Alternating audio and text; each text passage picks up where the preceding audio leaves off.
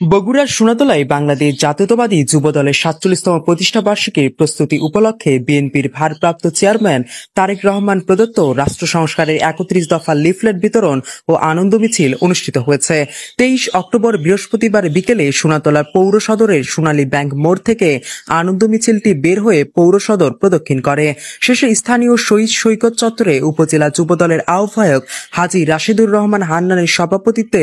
আলোচনা সভায় বক্তব্য রাখেন বাংলাদেশ জাতীয়তাবাদী কৃষক দল সোনাতলা উপজেলা কমিটির আহ্বায়ক এমদাদুল হক বাদশাহ, বাংলাদেশ জাতীয়তাবাদী সমবায় দল সোনাতলা উপজেলা শাখার সভাপতি মাসুদুর রহমান মাসুদ, বাংলাদেশ জাতীয়তাবাদী যুবদল সোনাতলা উপজেলা শাখার যুগ্ম আহ্বায়ক কামরুল হাসান বাবু,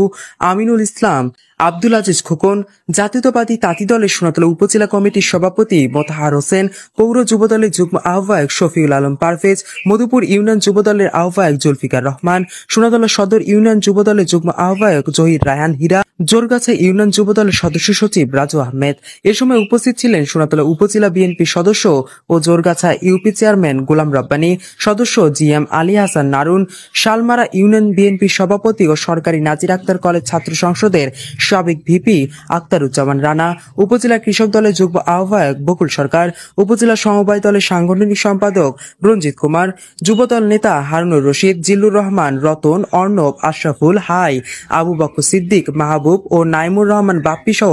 বিএনপি, যুবদল, ছাত্রদল সহ বিভিন্ন অঙ্গদলের নেতাকর্মী নেতৃবৃন্দ জাতীয়তাবাদী যুবদলের প্রতিষ্ঠাবার্ষিকী সফল করতে নেতাকর্মীদের প্রতি উদাত্ত আহ্বান জানান।